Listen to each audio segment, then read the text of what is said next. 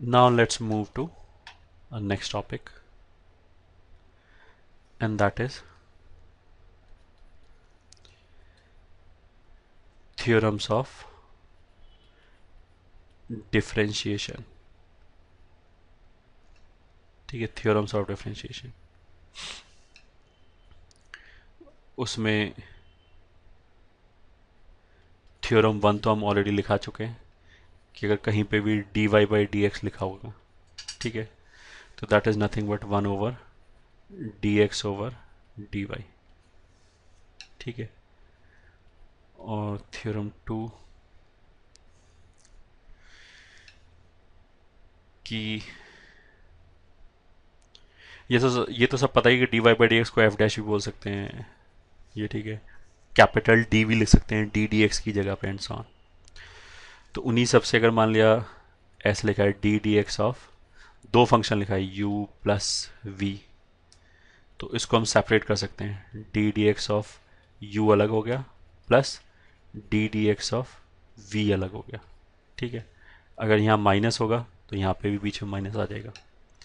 इसको लिखने का तरीका ये भी है कि u प्लस माइनस वी का derivative will be u dash plus minus v dash. ठीक है. मतलब इसको अगर मैं लैंग्वेज में बोलना चाहूँ तो क्या बोलेंगे, सम का डेरिवेटिव विल बी डेरिवेटिव का सम. सम का डेरिवेटिव मतलब अगर हमने सम करके दो फंक्शंस को फिर डिफरेंशिएट किया, या फिर हम पहले डिफरेंशिएट कर लें फिर जोड़ें, तो एक ही बात है. इस थ्योरम ने ये बोला. जोड़ने के लिए वैलिड है तो घटाने के लिए वैलिड है. ठीक है. फिर थ्योरम थ्री कि अगर डी डी एक्स ऑफ के टाइम्स एफ एक्स लिखा है, ठीक है, तो के को बाहर निकाल सकते हैं, D d x of f x लिख सकते हैं. अगर प्रोडक्ट में कोई कांस्टेंट फंक्शन लिखा हुआ है तो उस कांस्टेंट फंक्शन को बाहर निकाल सकते हैं प्रोडक्ट में, सम में नहीं. ऐसे नहीं कि के प्लस एफ एक्स लिखा हो तो हम के बाहर निकाल दें.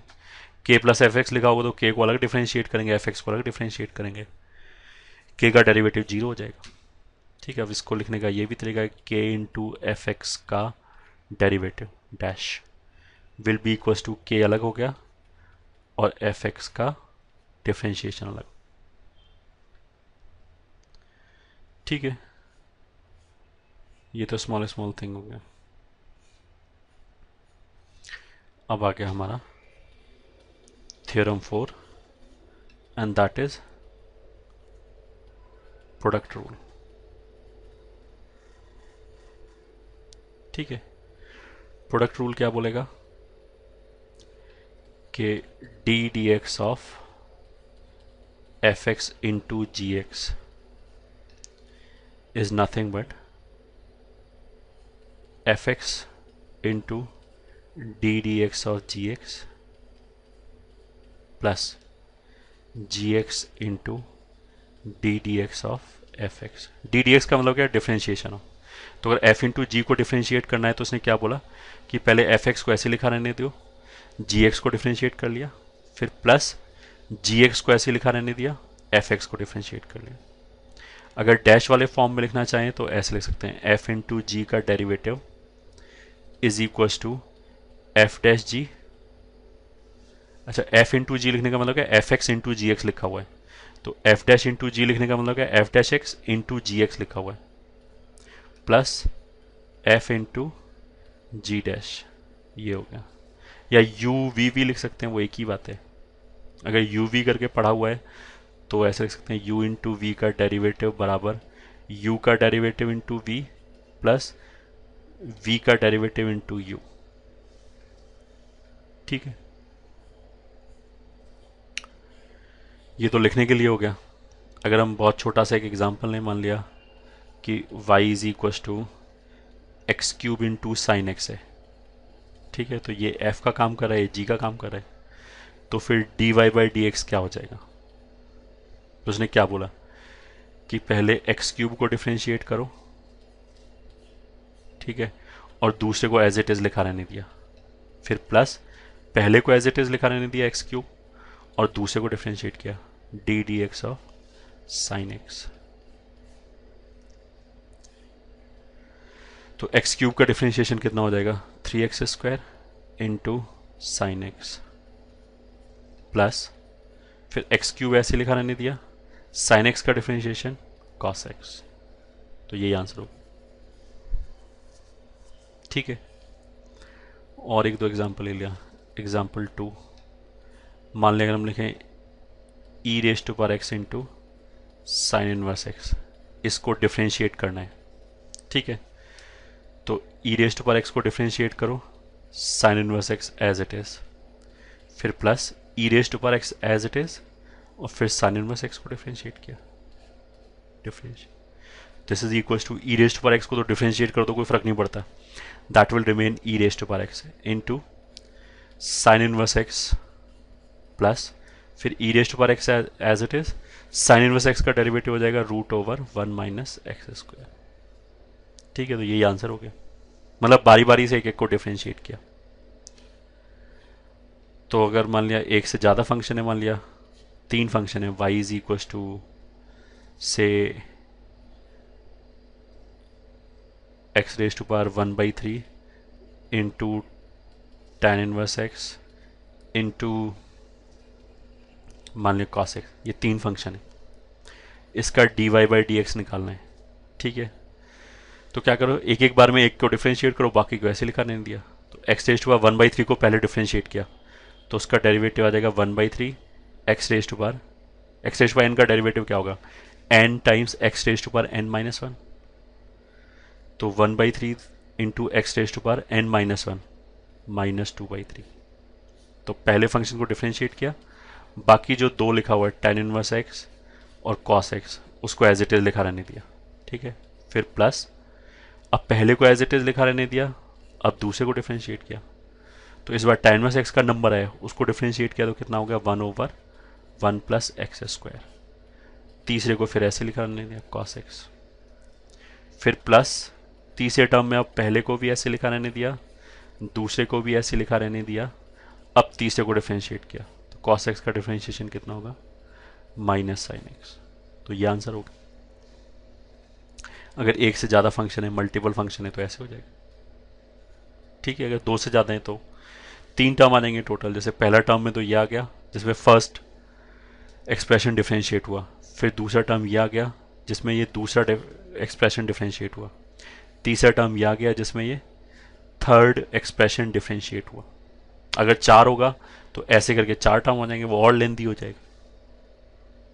ठीक है, I hope this is clear.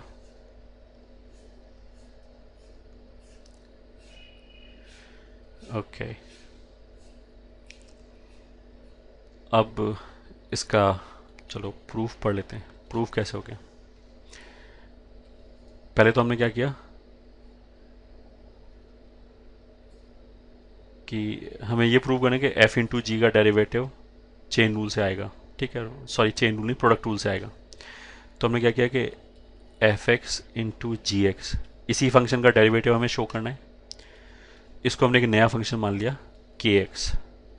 ठीक है, अब के एक्स को डिफ्रेंशिएट करना है, तो बाय डेफिनेशन क्या हो जाएगा, k dash x is equals to limit h is tending towards 0, फिर क्या होता है h लिखो, के एक्स को एज इट इज लिखो फर्स्ट प्रिंसिपल से। जितने भी ऊपर हमने रूल्स लिखाए हैं वो सारे फर्स्ट प्रिंसिपल से प्रूव हो जाएंगे, और बस यहाँ पे कितना हो जाएगा, के एक्स प्लस एच, ऐसे हो गया।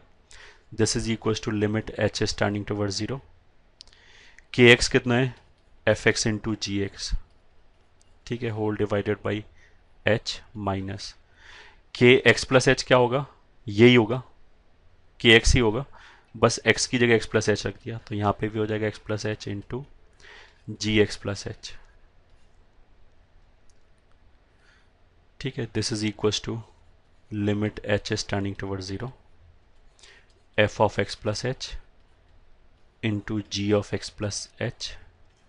ठीक है, अब ये भी हम कई बार कर चुके हैं पहले कि अगर आप इन दोनों को देखोगे तो इन दोनों में तो कुछ भी कॉमन नहीं है, मतलब ये मैनिपुलेट नहीं हो पाएगा।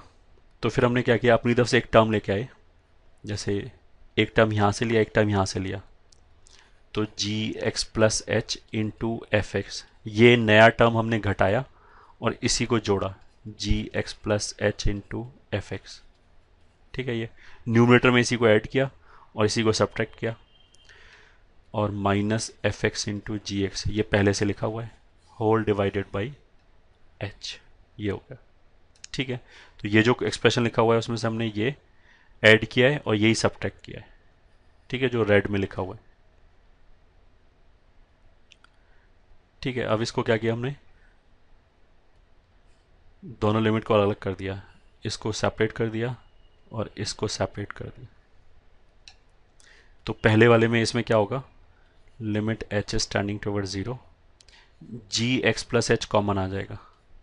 ठीक है, और अंदर क्या बचेगा, f of x plus h minus f x upon h, फिर प्लस दूसरे वाले में क्या होगा, ये एफ एक्स दिख रहा है कॉमन आ जाएगा, तो एफ एक्स में तो एच नहीं है तो उसे तो पूरा ही बाहर निकाल दिया, limit h is tending toward zero, g x plus h ये यहाँ से आया, फिर इस जी एक्स से कितना आ गया, minus g x whole divided by h, ये आ गया।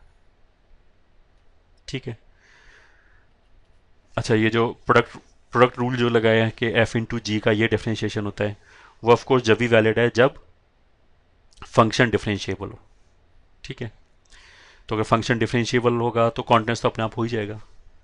ठीक है, तो जो भी अभी फॉर्मूला लिखा है that is valid when both f and g are differentiable. तो अगर डिफरेंशिएबल है तो कॉन्टेंट्स तो होगा ही होगा। तो अगर एच जीरो को जा रहा है एंड बिकॉज फंक्शन कॉन्टिन्यूस है, तो ये वाला टर्म कहाँ जाएगा, ये वाला टर्म तो जी का लिमिटिंग वैल्यू रिप्रेजेंट करेगा। तो अगर फंक्शन कॉन्टिन्यूस है तो इसका वैल्यू कहाँ जाएगा, जी एक्स की तरफ जाएगा। ये ठीक है, और ये क्या हो गया, ये स्टैंडर्ड फॉर्मूले से एफ डैश एक्स हो गया, तो यहाँ से तो ऐसे आ जाएगा जी एक्स, ये ठीक है, इस टर्म की वजह से, और इस ब्रैकेट की वजह से क्या आ जाएगा, इनटू एफ डैश एक्स, फिर बीच में प्लस है, दूसरे वाले में एफ एक्स बाहर लिखा हुआ है तो एफ एक्स इंटू ये लिमिट स्टैंडर्ड फॉर्मूला है जी डैश एक्स। तो बस यही हो गया, this is equal to g x into f dash x plus f x into g dash x, ये हो गया, प्रूव हो गया, बस हैंस प्रूव्ड। ठीक है, तो अगर दो फंक्शन के प्रोडक्ट को हमें डिफरेंशिएट करना है तो क्या करेंगे, पहले को डिफरेंशिएट किया दूसरे को एज इट इज, फिर दूसरे को डिफरेंशिएट किया पहले को एज इट इज। अगर दो की बजाय तीन फंक्शन हो जाए तो बारी बारी से एक एक को डिफरेंशिएट कर लिया, एक टर्म में एक को डिफरेंशिएट किया और बाकी को एज इट इज लिखा रहने दिया। ठीक है।